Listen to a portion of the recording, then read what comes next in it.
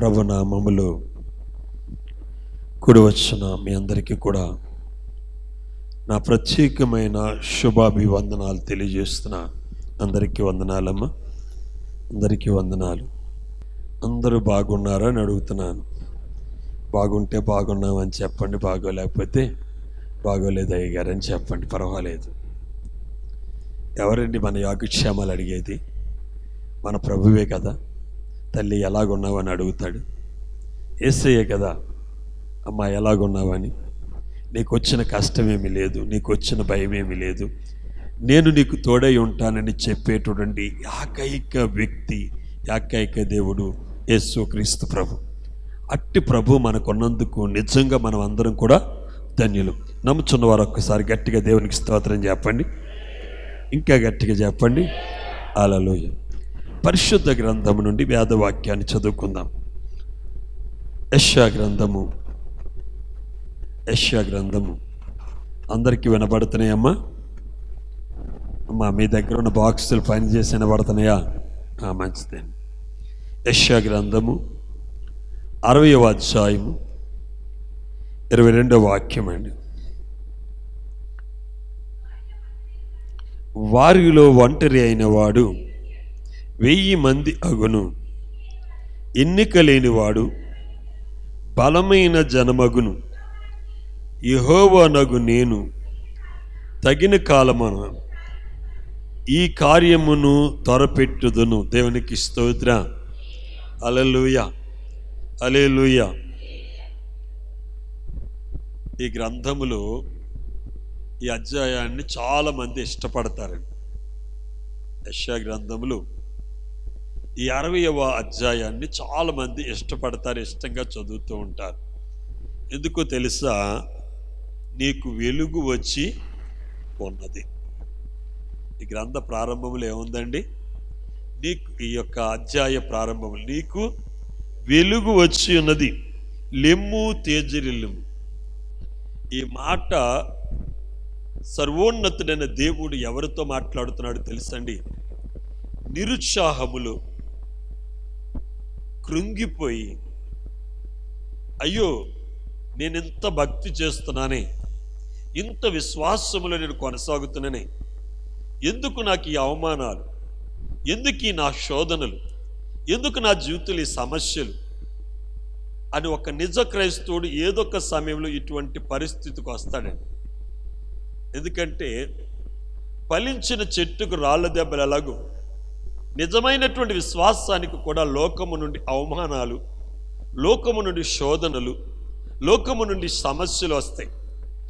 యేసు ప్రభువు శరీరధారిగా ఉన్నప్పుడు ఆయన వెంబడిస్తున్నటువంటి శిష్యులతో ఆయన ఒక మాట చెప్పాడు. నన్ను వెంబడిస్తున్న మీరు మీ సిలువను ఎత్తుకుని నన్ను వెంబడించాలి.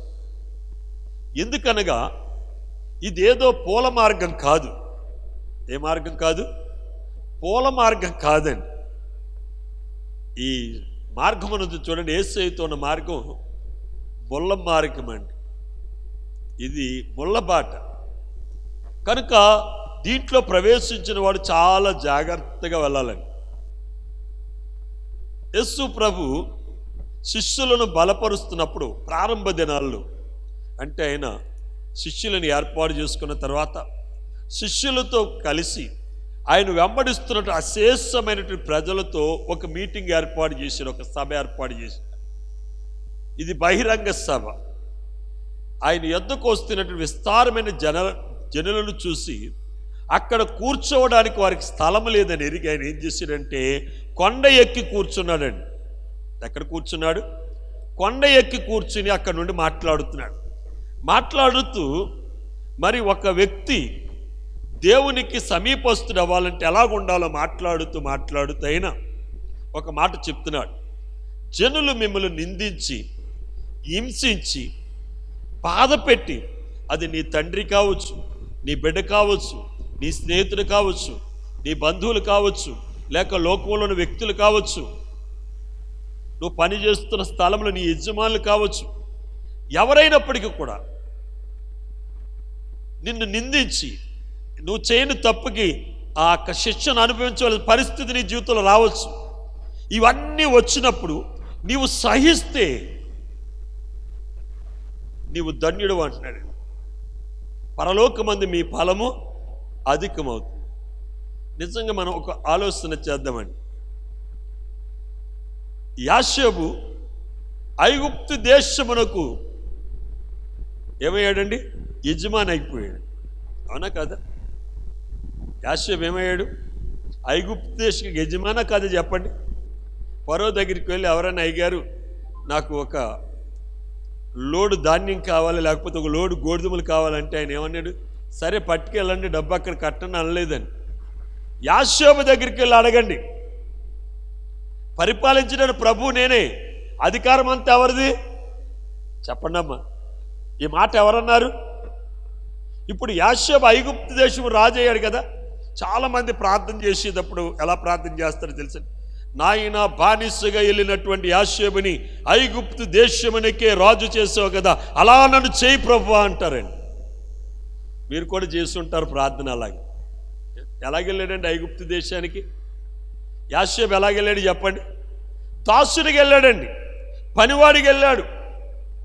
పూటపత్యం పుల్లలు అన్నట్టు అతను కష్టపడితేనే కూడు, కష్టపడకపోతే అతని భోజనం లేదండి. అటువంటి పరిస్థితులు వెళ్ళాడండి. ఎందుకంటే యాషోబుని తన అన్నలు అమ్మేశారు. కొనుక్కున్నవాడు ఏం చేస్తాడు? ఊరికి కూర్చోబెట్టి కూడెడతాడా? అవండి, కొనుక్కున్నవాడు కూర్చోబెట్టి కూడెడతాడా చెప్పండి? పెట్టడు కదండి. ఏం చేస్తాడు చెప్పండి? పని చేయించుకుంటాడా లేదండి? యాషోబు పని చేయకపోతే ఆ రోజు పత్తులే. దాసుడికి వెళ్ళాడు, కానీ ఇప్పుడు ఐగుప్తు దేశానికి ఏమైపోయాడు? యజమాని అయిపోయాడు. కానీ ఆయన దాసునిగా వెళ్ళిన నాటి నుండి యజమాని అయ్యే వరకు అతని జీవితంలో ఎన్ని అవమానాలు వచ్చినాయండి, ఎన్ని శోధనలు వచ్చినాయి. చెయ్యని దానికి, చెయ్యని తప్పుకి ఎంత శిక్ష అనుభవించవలసి వచ్చింది. వీటన్నిటిని కూడా అతను ఏం చేశాడండి? సహించాడు. నిజమైనటువంటి విశ్వాసి, నిజమైనటువంటి క్రైస్తవుడు, నిజంగా ప్రభు యొక్క ఆత్మతో నడిపింపబడినటువంటి వాడు ఎన్ని శోధనలు వచ్చినా సహిస్తాడు. అట్టి వాని గూర్చి ప్రభు మాట్లాడుతున్నాడు. అబ్బాయి, నీ చీకటి పోయింది, నీ దుఃఖం పోయింది, నీ బాధ పోయింది, నీ సమస్యలు పోయినాయి. ఎందుకంటే కాలం ఏమైపోయింది? పరిపూర్ణమైపోయింది. సమయము సమీపించింది. నీవు ఇక ఆశీర్వాదానికి కర్తవే కానీ శాపమునకు నువ్వు కర్తవు కాదు. నువ్వు ఇంక ఆశీర్వదింపబడినటువంటి వాడవు అని ఎక్కడో జైల్లో ఉన్నటువంటి, చెరసాల్లో ఉన్నటువంటి యాషోబుని దేవుడు ఎక్కడికి కూర్చోబెట్టాడండి? ఎక్కడ కూర్చోబెట్టాడు? ఫరో సింహాసనం మీద కూర్చోబెట్టాడండి. ఫరోకి ఎక్కడైతే సింహాసనం ఉంటుందో అదే స్థలములో యాషోబుకి కూడా ఫరో ఏం చేశాడండి? సింహాసనం వేసి అతను ఏమంటున్నాడు తెలుసండి? నాకు జైలు కొడుతున్నారు కదా, అలాగే యాషోబుకి కూడా మీరు ఏం చేయాలి? ఏ రాజైనా ఏమంటాడు తెలుసండి? నాకు మాత్రమే జైలు కొట్టాలి. సౌలుకి అసూయ కలిగింది తెలుసండి. సౌలుకి ఏం కలిగింది? అసూయ కలిగింది. ఎందుకు అసూయ కలిగింది తెలుసండి? ఇజ్రాయేల్ ప్రజలు సౌలుకి 1000 కొలది, దావీదుకు 10,000 కొలది అంటున్నారండి. రాజు ఎవరండి? సౌలు. కానీ వారు ఎవరికి ఎక్కువ జైలు కొడుతున్నారు? దావీదుకి ఎక్కువ జైలు కొడుతున్నారు. అందుకే కదండి సౌలుకి ఏమొచ్చిందండి? కోపం ఎందుకు వచ్చింది? నేను రాజునై ఉన్నాను, నాకు జైలు కొట్టవలసింది, నాకు జైలు కొట్టడం మానేసి నాకేమో 1000 అంట, ఆయనకేమో 10,000 అట అని చాలా బాధ కలిగిందండి. కానీ ఇక్కడ ఫరో ఏమంటున్నాడు తెలుసండి? ఫరో ఏమంటున్నాడు తెలుసా? నన్ను ఎలాగైతే గౌరవిస్తున్నారో అలాగ వాడిని గౌరవించాలి. ఎందుకో తెలుసా? ఈరోజు మనము 3 పూట్ల భోజనం చేస్తున్నామంటే యాషోబు యొక్క జ్ఞానము. ఎవరి జ్ఞానం? యాషోబు యొక్క జ్ఞానము. అతని జ్ఞానమును బట్టే మన దేశంలో ఈ ఐగుప్తు సువిశాల సామ్రాజ్యముల ప్రజలు 3 పూట్ల తిండి తింటూ సౌఖ్యముతో ఉన్నారంటే దానికి కారణము యాషోబు యొక్క జ్ఞానము. యాషోబు నమ్మిన దేవుడు, యాషోబు ఆరాధిస్తున్న దేవుడే మనల్ని ఆశీర్వదించాడు కనుక ఆ యాషోబుని మనం గౌరవిస్తే దేవుణ్ణి మనం గౌరవించినట్లని యాషోబుని అతను గణపరుస్తున్నాడండి. ఒకప్పుడు యాషోబుని ఇదే ఫరో ఎక్కడ వేసాడండి? చెరసాల్లో వేసాడండి. ఇదే ఫరో యాషోబుని ఏం చేస్తున్నాడు? ఘనపరుస్తున్నాడు. గమనించిన ప్రియమైనటువంటి వారు, మానవ జీవితంలో శోధనలు సర్వసాధారణం, శ్రమలు సర్వసాధారణం. కానీ దేవుని బిడ్డలమైన మనకు ప్రతి శ్రమ వెనకాల ఒక గొప్ప ఆశీర్వాదం ఉంది. దాని కొరకు మనం కనిపెట్టాలి. ఎప్పుడైతే ఓర్పుతో ఉన్నామో వారిలోనటండి ఒంటరి వాడే.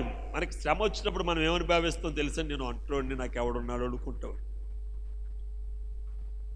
కానీ దేవుని బిడ్డలమైన మనము ఏనాటికి కూడా ఒంటరి వాళ్ళం కాదండి.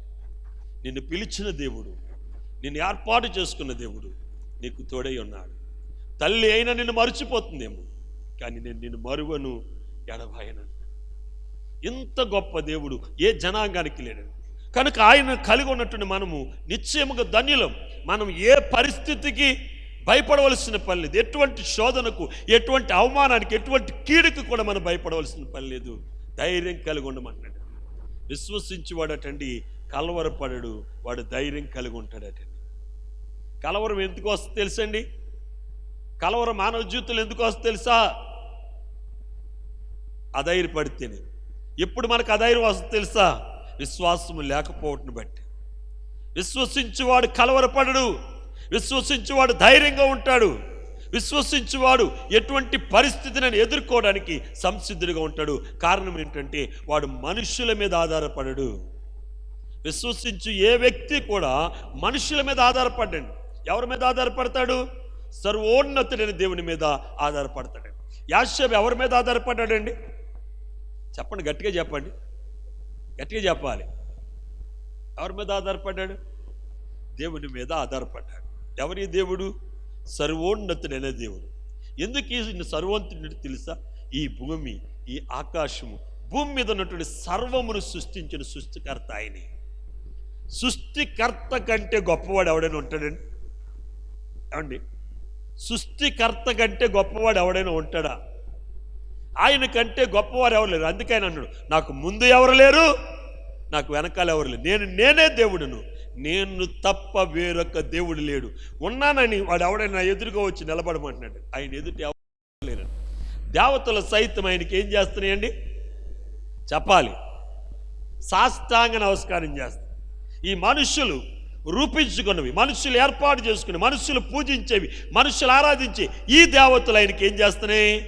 సాష్టాంగ నమస్కారం చేస్తున్నాయండి. ఎందుకు చేస్తున్నాయి తెలుసండి? ఆయన ముందు మేము నిలబడలేమని. ఎవరి ముందు? దేవుడు. అటువంటి సర్వోన్నతుడైన దేవుడు ఆయన ముందు ఈ సృష్టిలో ఉన్నటువంటి ఏవి కూడా నిలబడలేనటువంటి ఆయన నీ ముందుకు వచ్చి నిలబడ్డాడండి. అర్థమవుతుందా మీకు? దేవుని దగ్గరికి మనం రాలేదండి. మీరు ఎప్పుడైనా అదంటే తప్పండి. దేవుడే మన దగ్గరికి వచ్చాడు. ఎందుకు వచ్చాడో తెలుసండి? ఆయన మనల్ని ప్రేమించాడు. ఎందుకు వచ్చాడు? ఆయన మనల్ని ప్రేమించాడండి. మనంతటా మనం స్వతహాగా దేవుని దగ్గరికి రాలేదండి. దేవుడే మన దీన స్థితిని చూసి ఆయనే మన యొద్దకు వచ్చి మనల్ని ఆయన దగ్గరికి నడిపించుకున్నాడని. ఇప్పుడు కూడా ఆయనే మన యొద్దకు వచ్చి మనతో మాట్లాడుతున్నా. నువ్వు కష్టంలో ఉన్నా, నువ్వు బాధలో ఉన్నా, శ్రమలో ఉన్నా, శోధనలో ఉన్నా, ఆయన అంటున్నాడు, నేను నీకున్నాను, భయపడకు నా కుమారుడా, నా కుమార్తె. మనము తండ్రి అని అనుకోకుండా ఆయన మనల్ని పిలిచిన పిలిపెట్టు తెలుసా? నా కుమారుడా.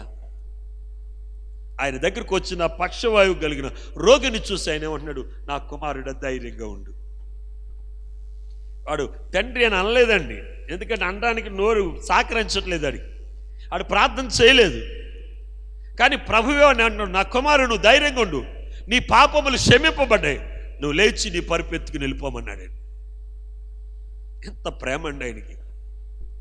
ఆ ప్రేమ బట్టి ఆయన మన ఎదుట నిలబడ్డాడు. అంత మాత్రాన ఆయన మనం సులకన చేయడానికి వీల్లేదు. ఎవని హృదయములైతే ప్రభు గణపరచబడతాడో వాడిని ప్రభు గణపరుస్తాడు. దేవునికి స్తోత్రం కలుగును గాక. హల్లెలూయా. ప్రియమైనటువంటి వారు ఇక్కడ చూడండి, మరొక్కసారి వాక్య భాగాన్ని చదువుకుందాం. 60వ అధ్యాయము 22వ వాక్యం చదవండి.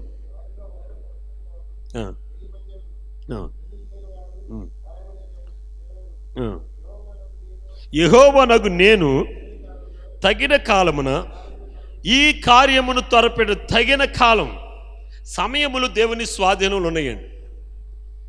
యేసుక్రీస్తు ప్రభువు కానానని ఊరిలో వివాహ వేడుకకి వెళ్ళాడు. అక్కడ వివాహ వేడుక జరుగుతుంది. ఆ వేడుకకు ప్రభు శిష్యులు పిలువబడ్డారు. తల్లి వచ్చి మనవి చేసింది, నాయన ఈ పెండ్లి యజమాని మనకు చాలా కావలసిన వాడు, దగ్గర బంధు. ఇక్కడ ఉన్నటువంటి ద్రాక్షరసం అయిపోతుంది, ఏదో ఒకటి చేసి నీవు ద్రాక్షరసం తక్కువ కాకుండా చేయమందండి. అంతే కదా అన్నది, ద్రాక్షరసం అయిపోతుంది, అవ్వకుండా చేయాలి నువ్వు. తల్లి చెప్పిన మనం అదేనా కాదా చెప్పండి? తల్లి అడిగింది అదేనా, ఇంకేమన్నా అడిగిందా? వీళ్ళు బాగా మనకు కావలసిన వారు, సమీప బంధువులు. ఆయనకు ఒకవేళ అవమానం జరిగితే మనకి జరిగినట్టునైనా కనుక నువ్వు ఏదైనా చేయగలవు, నాకు తెలుసు.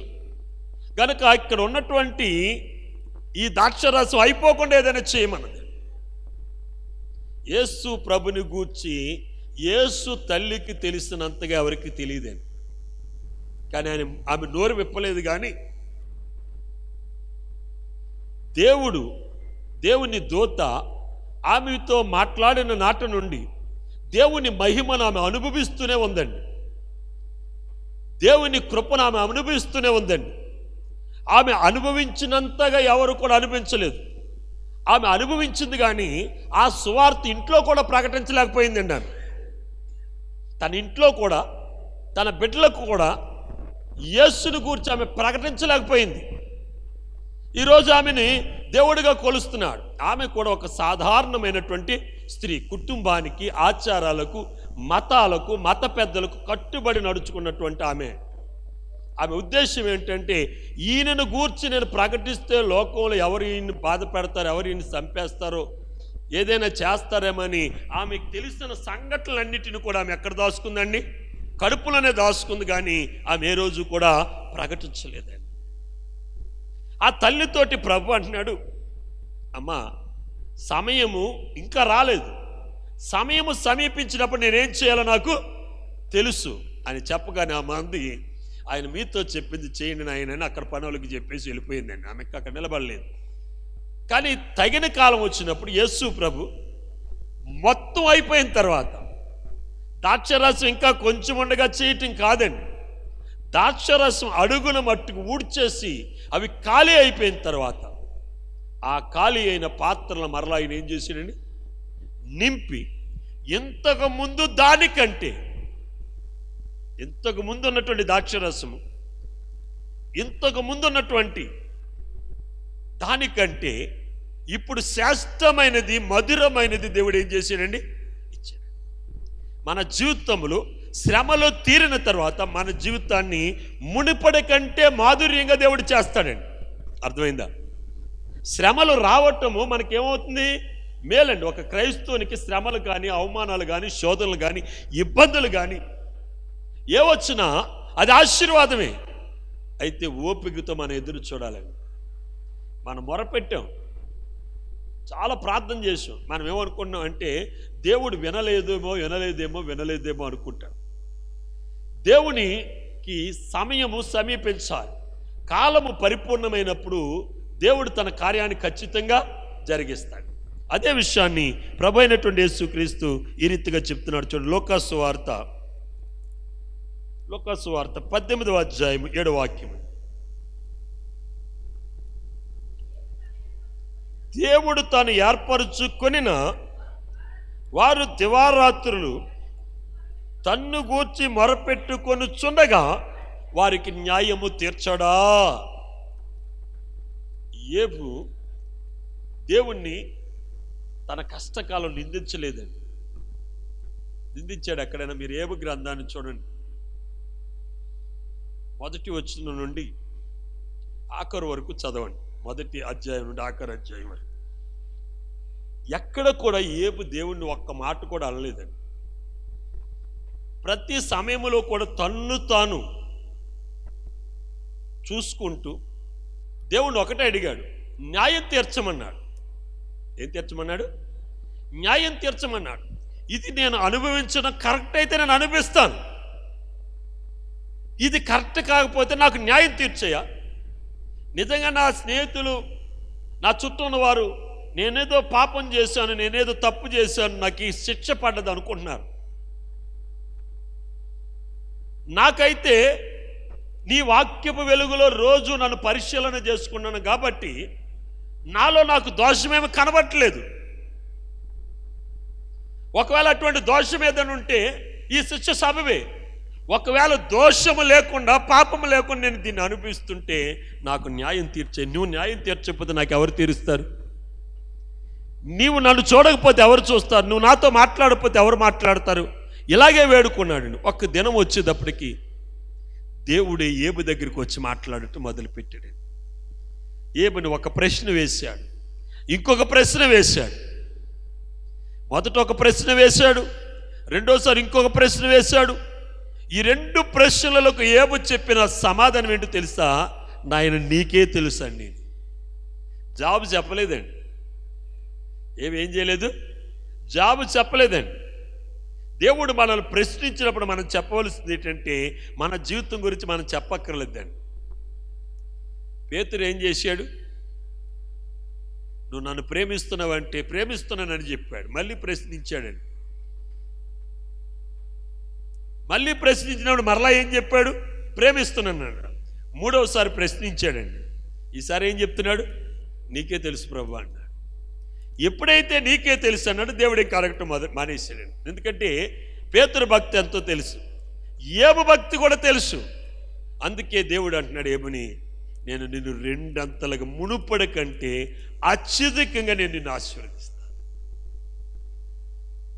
అత్యధికంగా అంటే ఏబు వేరేగా అనుకుని ఉండొచ్చు, కానీ అత్యధికంగా అంటే ఎంత ఆశీర్వదించాడో తెలుసండి. దేవుడు ఇంతకు ముందు 100% అతని జీవితంలో అభివృద్ధి ఉంటే ఈసారి ఎంత శాతం ఉంది? 200% అండి. ఇదివరకు 100% అతను ఆశీర్వదింపబడ్డాడు. ఇప్పుడు 200% అంటే డబల్, రెండంతల ఆశీర్వాదం ఏబు మీదకి వచ్చిందండి. ఇంత ఆశీర్వాదం ఏబుకి రావడానికి కారణం ఏంటని మనం ఏబుని అడిగితే ఏబు ఏమంటాడు తెలుసా? కష్టాలు, అవమానాలు, శ్రమలు, శోధనలు, హింసలు, ఉపద్రవము, మరణమును కూడా నేను సహించాను కనుక ఆ కృపగల దేవుడు నన్ను ఆశీర్వదించాను.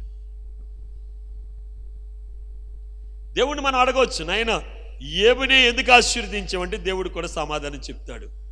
అతను నా నిమిత్తము హింసను, బాధను, అవమానాన్ని, శోధనలను అన్నిటిని కూడా సహించాడు. ఎన్నో కోల్పోయాడు. ఎన్నో కోల్పోయినప్పటికీ కూడా నన్ను ఒక్క మాటలో కూడా నన్ను నిందించలేదు, నన్ను దూషించలేదు. అందుకే ఏబుని రెండంతలుగా నేను దీవిస్తున్నాను. కనుక ప్రియమైనటువంటి వారా, మనము భయపడక్కర్లేదు. నువ్వు ఒంటరి అనుకున్నావేమో, నీకెవరు తోడలేరు అనుకున్నావేమో, నా కుటుంబంలో నేను ఒక్కదాన్ని నువ్వు అనుకున్నావేమో. దేవుడు ఒంటరి వాడు అలాంటి వాడు అని చెప్తున్నాడండి. 1000 మంది అగును. ఒంటరివాడు కాదు, 1000 మంది అగును. ఎన్నిక లేనివాడు బలమైన జనమగును. ఎలాంటి జనమండి? బలమైన జనము, ఎన్నిక లేనటువంటి వాడు. వారిలో ఒంటరి అయినటువంటి వాడు 1000 మంది అగును. యెహోవానగు నేను తగిన కాలమందు ఈ కార్యమును త్వరపెట్టెదను. ఈ కార్యము నేను చేసినప్పుడు మీ పరిస్థితి ఎలాగుంటో తెలుసా? మీ సూర్యుడు అస్తమింపడు. ఈ కార్యము మీలో నేను జరిగించినప్పుడు నీ సూర్యుడు, నీలో ఉన్న వెలుగుకి ఏముండదండి? అస్తమయం ఉండదు. అంటే అది 24 గంటలు కూడా ప్రకాశించే సూర్యుడు ఉంటాడు. నీలో కూడా చంద్రుడు ఉన్నాడు. ఆ చంద్రునికి ఏం కలగదండి? చంద్రుడికి క్షీణత కలుగుతుంది. మీకు తెలుసా? పున్నమి నాడు ఉన్నటువంటి చంద్రుడు క్షీణించి అమావాస్యకి ఏమైపోతాడండి? చెప్పండి. పున్నమి నాడు కనపడ్డటువంటి చంద్రుడు అమావాస్య వచ్చేటప్పటికి ఏం చేస్తాడండి? తెలీదా మీకు? అమావాస్య వచ్చేటప్పటికి ఏమవుతాడు చెప్పండి. కనపడ్డండి. అమావాస్య కనపడతాడా? చంద్రుడు కనపడ్డండి అమావాస్య వచ్చేటప్పటికి. ఎందుకంటే చంద్రుడు క్షీణిస్తున్నాడు. కానీ నీలో ఉన్న చంద్రుడు ఉన్నాడు చూడండి, వాడు ఏమవుడండి? క్షీణించడు. నీ సూర్యుడు అస్తమించడు. ప్రార్థన చేసుకుందాం. ప్రతి ఒక్కరు కూడా ప్రభుని అడగండి, యేసయ్య, ఈ లోకములో ఎన్ని శ్రమలు వచ్చినా, శోధనలు వచ్చినా నువ్వు ఎలాగైతే సహించవు ప్రభునే, అట్టి సహనాన్ని మాకు అనుగ్రహించండి. ఇదిగో నువ్వు సెలవిస్తున్న వారిలో ఒంటరి అయిన వాడు 1000 మంది అగును, ఎన్నిక లేని వాడు బలమైన జనమగునని యెహోవానగు నేనే తగిన కాలమంది కార్యమును త్వరపెట్టుదనని. అవును ప్రభా, మా ఎడల నీ కృపను చూపించనైనా మమ్మల్ని నాయన మరి నాయన భౌతికంగాను ఆత్మీయంగా కూడా మమ్మల్ని మీరు బలపరచమని నేను ప్రార్థన చేస్తున్నాను నేను. ఎందుకంటే నేను ఈ లోకములో ఉన్నాం ప్రభా, లోకములో పాపం ఉన్నది ప్రభనైనా. అంత మాత్రమే కాకుండా లోకములో ఉన్నవాడు మాకంటే శక్తివంతుడు ప్రభ నా తండ్రి. అయితే నాయన నీవు నాయన వానికంటే శక్తివంతుడు నైనా, నీవు మాలో ఉండి ప్రభనైనా ప్రతి శోధనను ప్రభ ఈ లోకములో ఉన్న లోకాధికారిని మేము జయించే కృపను మీరు అనుగ్రహించమని నేను ప్రార్థన చేస్తున్నాను ఆయన. వారు నీ పొంచున్న దురాత్మలను చీకటి శక్తులను నజరేయుడైన యేసు నామములో గద్దిస్తున్న వాటిని దూరపరచనైనా. ఆత్మదేవుడు ఆత్మకార్యం మీరు జరిగించనైనా. మిక్కిలి అలుపుడుగా నేను చేస్తున్నటువంటి ప్రార్థన ప్రతి ఒక్కరికి దీవెనకరంగా మీరు చేయమని నేను ప్రార్థన చేస్తున్నాను. బలపరచని ప్రభునైనా.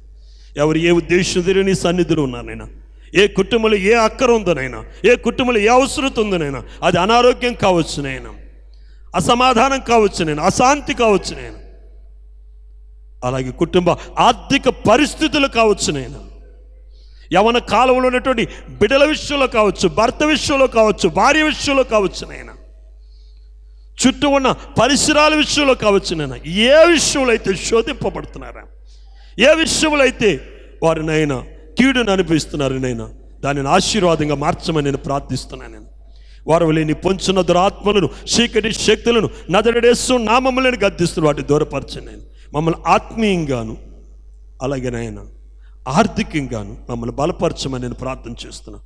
చిన్నపిల్లలు యవనస్తులు దీవించండి. మా సంఘాన్ని సంఘ కుటుంబాలను మీరు దీవించమని నేను ప్రార్థన చేస్తున్నాను. నేను సంఘ కుటుంబాలను మీరు ఆశీర్వదించండి. నేను సంఘం యొక్క సరిహద్దులను విశాలపరిచి నూతనమైన కార్యాలను మీరు జరిగించమని యేసు క్రీస్తు పరిశుద్ధ నామమును బట్టి ప్రార్థించి స్తుతించి బతిమాలు వేడుకుంటున్నాము తండ్రి. ఆమేన్.